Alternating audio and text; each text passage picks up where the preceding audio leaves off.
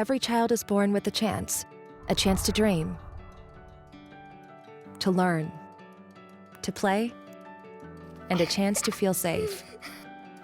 But what happens when those chances disappear? For children placed in foster care, the chaos of being removed from home and placed in a new environment with new people, court dates, social worker visits, and new schools can be traumatic and hinder a child's desire to learn, play, and even dream. How can we give these kids the help they need?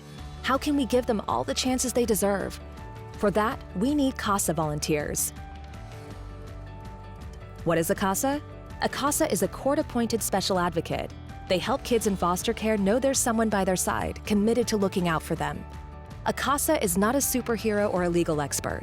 CASAs come from different backgrounds, neighborhoods, and communities, just like the kids they help. To be a CASA, you don't need any professional training in social work or the legal system. All you need is the will to help. If you decide to become a CASA volunteer, you'll be trained to work with children in foster care, navigate the legal system, and speak in court. Once you've gone through training, you're appointed by a judge to help with a child's case. As a CASA, your job is to get to know the child as well as the parents and family, foster family, and everyone else involved. Judges count on CASA volunteers to keep them updated so they can make the best possible decisions for the child's physical and emotional well-being.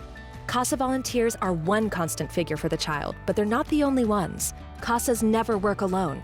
When you become a CASA, you'll work with a CASA staff member who will advise and support you through the entire process.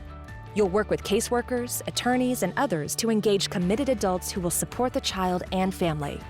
These adults can include members of a child's family of origin, foster family, teachers, faith communities, coaches, and friends. Together, they create a strong support network for the child and family. This support system helps develop a plan and set goals for the child and family going forward. Ideally, the plan will involve reunification with the child's parent or parents when safe and possible. When that's not the case, you may recommend that the child live with another relative or close family friend. Other possibilities may include searching for a loving adoptive home or preparing the child for adult living on their own. Regardless of the outcome, you'll keep in contact with the support network you've helped create until the case closes, so that everyone continues to put the best interests of the child first. If this support group stays committed, the child will have strong, stable adults who they can rely on for years to come. This leads to a greater sense of safety, happiness, and stability, better performance in school, and stronger peer relationships. There are thousands of children in foster care throughout Texas. By becoming a CASA volunteer, you can make sure they are safe and supported. Because every child has a chance. It's you. Find out more about how you can help by visiting becomeacasa.org.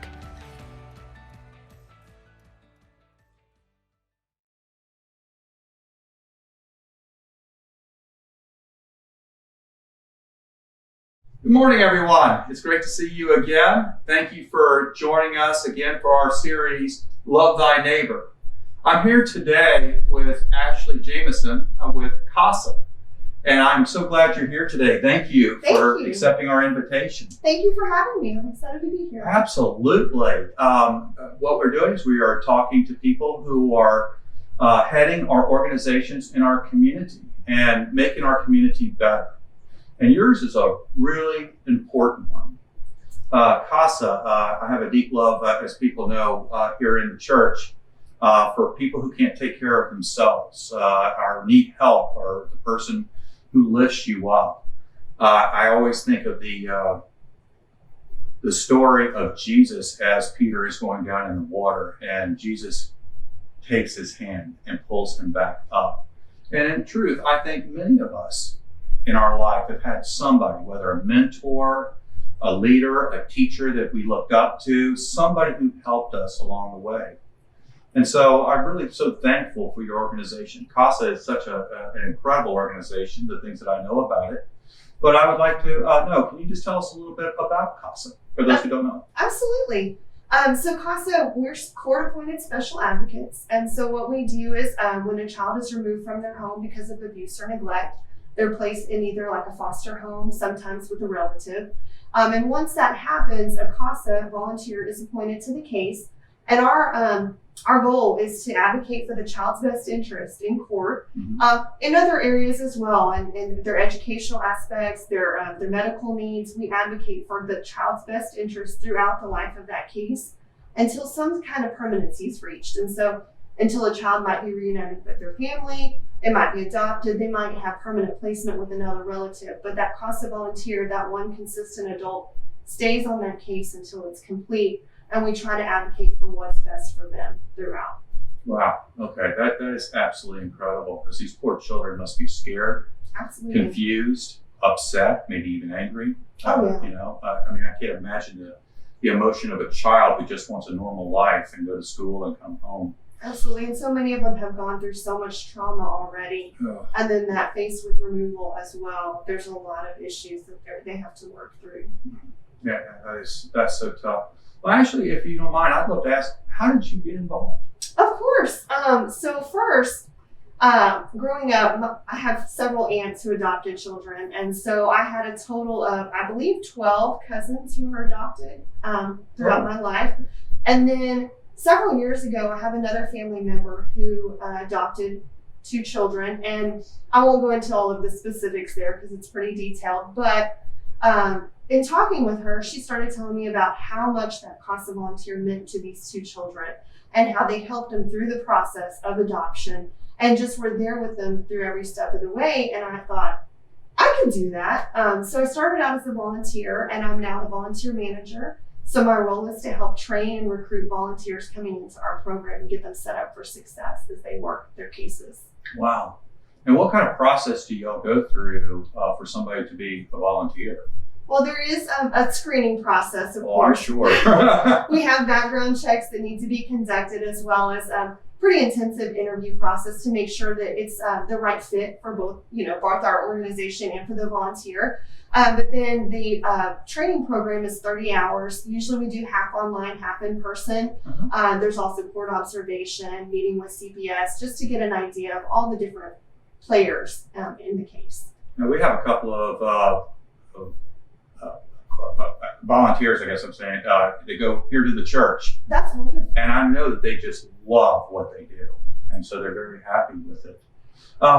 So can you just tell us very briefly of what would be the beginnings you find out about a child, and what would be kind of the steps?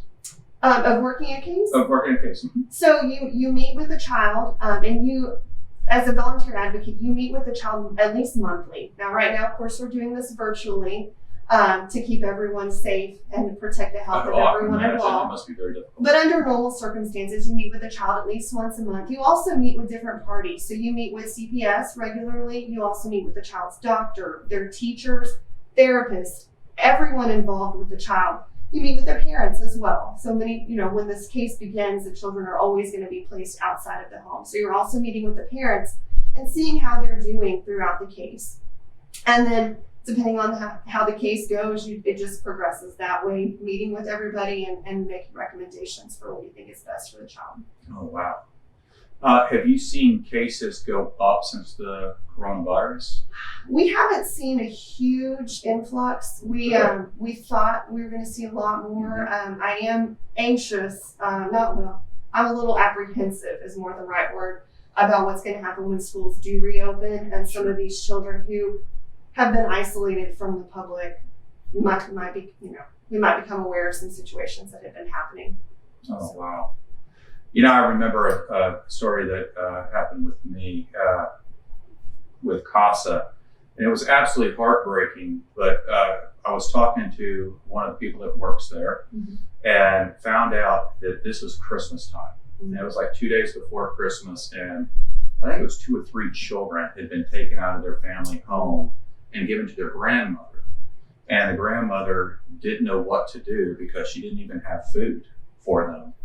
And so we help with that, but it's a case that I never will forget, that these things are a reality. Here I was getting stuff for my kids, and we're getting our dinner ready, and the presents are under the tree, and for some child there was zero. Nothing. And we were glad we were able to help with that, and we helped with the CASA group, the toys that y'all have, et cetera. Yeah. And I'm just so happy that we can be part of that. and I'm glad that we knew about it. And one of the reasons why I wanted more people to know about CASA, because it's so important. Again, our children are so precious to us. I mean, and we need to make sure that they try to have the best life that they possibly can. And so I would like to also, you sent or gave me this, and we have more information about CASA. If you would like to know more about it or like to get involved, we'll be glad to get you in contact with Ashley. I'm sure she would love to talk to you. It is absolutely needed for children to feel somebody is in their court, somebody loves them, somebody cares for them, and we would love to be able to provide that for them. So again, I want to thank everybody. Because of your generosity, we're able to help CASA, and I hope we will continue to do that forever and be part of their lives. And again, Ashley, I want to thank you so much for coming and talking to us about this. Thank you for having me, and I am very thankful for all of your volunteers here in the church, and then also for your donations. We couldn't do it without community support. Yeah, we have a big love here at this church for it, for not only support, like you said.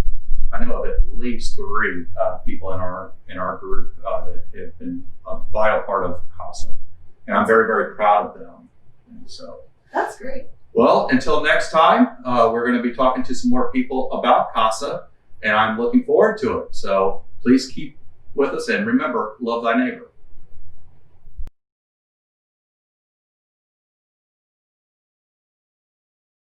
Hey, Father Keith and church members, thank you for giving us an opportunity to talk about Lonestar CASA. I know y'all will have an opportunity to speak to Lauren and Ashley, and they're fantastic. I wanted to give you my perspective as a board member. This is my 2nd year on the board of Lonestar CASA, where we help kiddos in Rockwall and Kaufman County that are in foster care.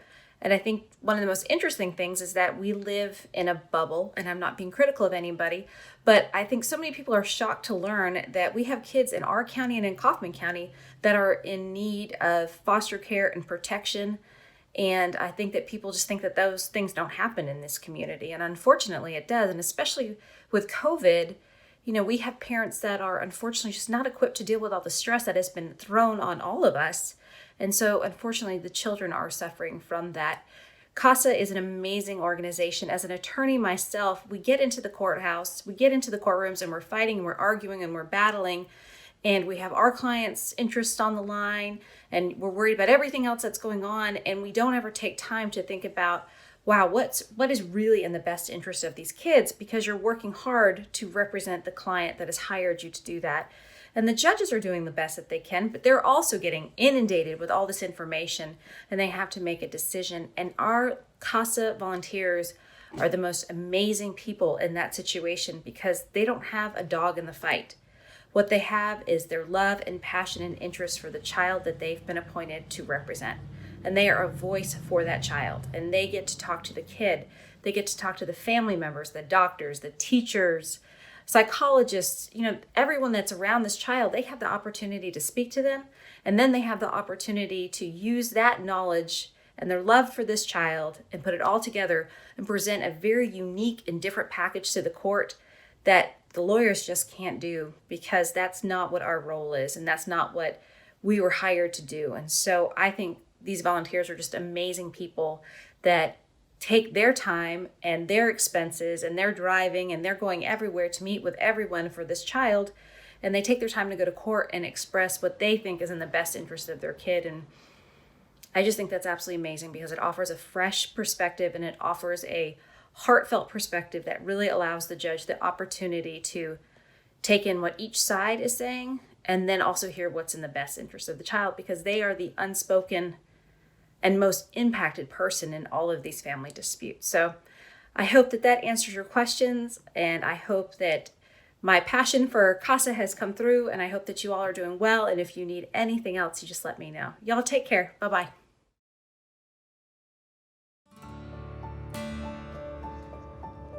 Give me a chance while I'm in foster care. Speak up for my best interests in court. Give me a chance. Be by my side during meetings with my social workers and lawyers, so I don't get lost in the system. Give me a chance. Talk to my teacher so I can do well in school. Become a court-appointed special advocate or CASA volunteer and be a powerful voice in court for children in the foster care system. Give a child a chance at becomeacasa.org.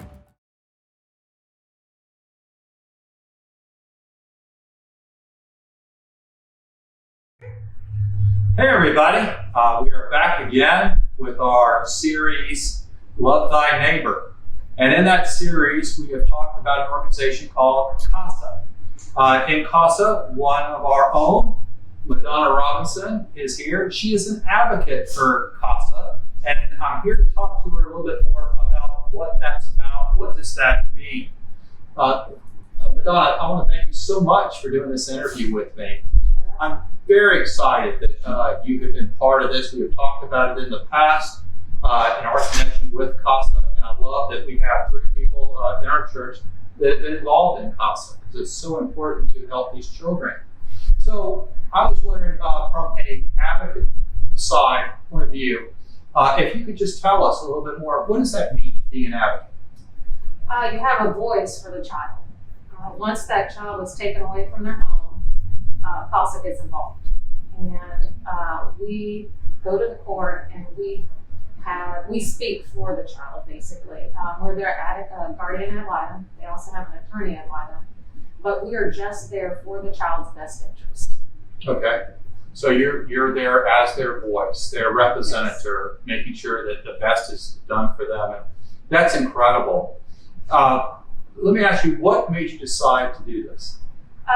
Sure. I grew up in an abusive home, and there are so many children out there that need our voices. And I wanted to be somebody's voice. Mm-hmm. Yeah, a lot of times our lives as we grow up really influence who we are. And I think that's absolutely wonderful. What is the process if somebody wanted to be an advocate? I'm sure you don't walk right in off the street and do it. No, there's an online application. I think it's like 8 pages, very detailed. And after that, you go in for an interview. You usually meet with a training manager and maybe the director.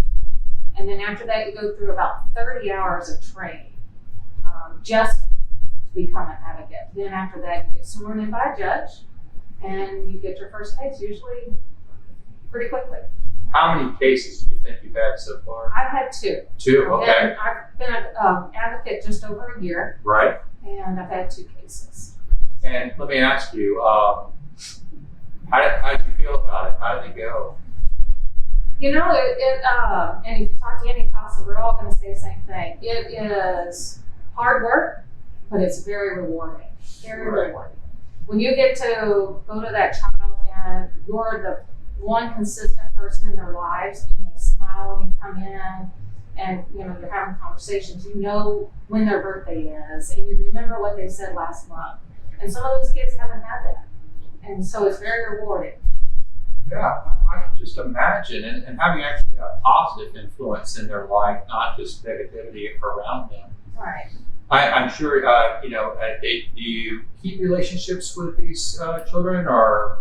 Some people, some CASAs have, depending on how long. I mean, some CASAs have children for more than a year or so. There is a 1-year commitment because a lot of the cases do take at least a year. Sure. And so, after a while, you do bond. You can't bond. I almost don't know how you wouldn't. I've seen them for that long, and I think that's wonderful, the 1-year commitment, because the last thing that child needs is inconsistency that they may have had for so long. Right. With it, and they can move from foster home to foster home. They can have several different caseworkers. With CASA, we're there. We're going to be the one person that they're going to see month in, month out. Mm-hmm. And how, as an advocate, do you see that it's a real positive role in the children's life in the future? Yes, because not only do we work with CPS, who gives the children a lot of tools, CASA is just focused on that child and what they're doing. We're not focused on what their parents are doing. That is an important part, but it's not CASA's part.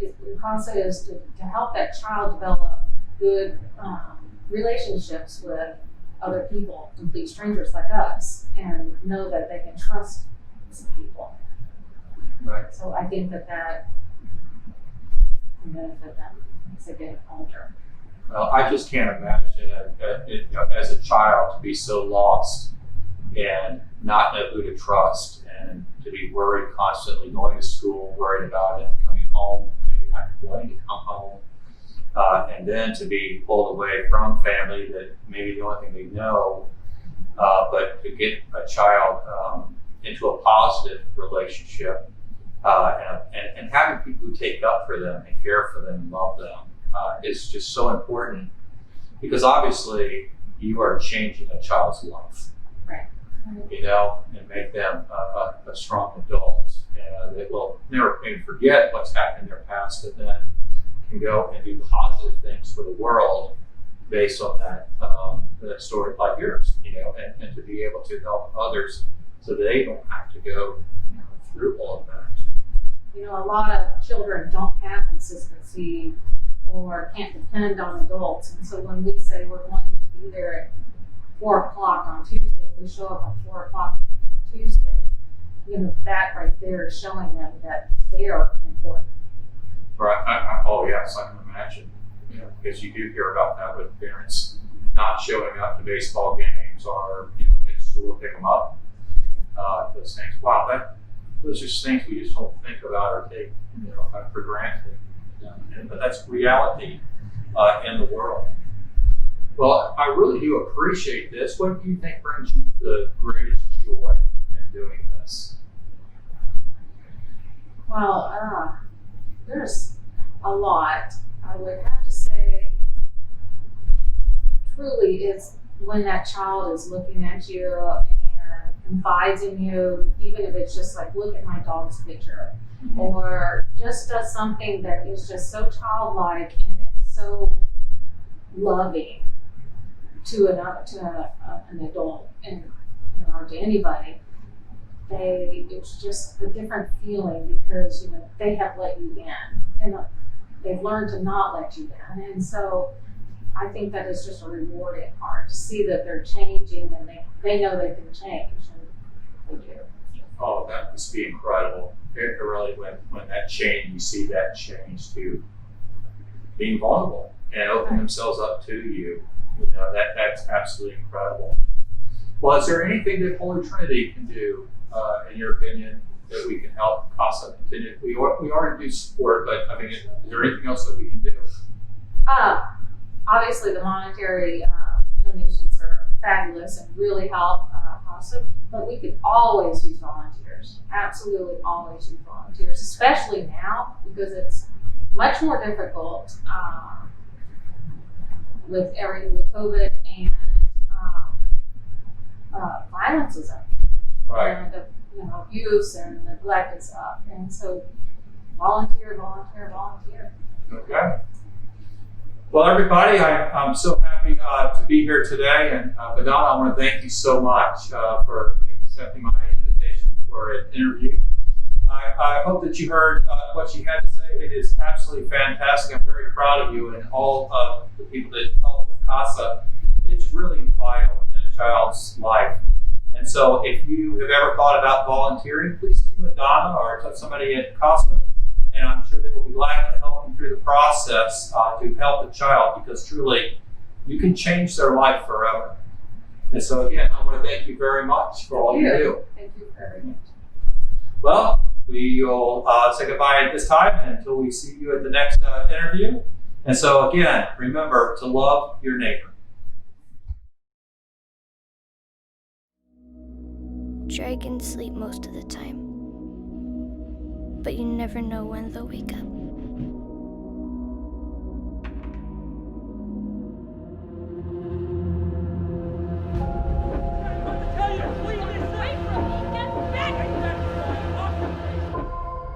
But maybe the most important thing in fighting dragons is not doing it all by yourself.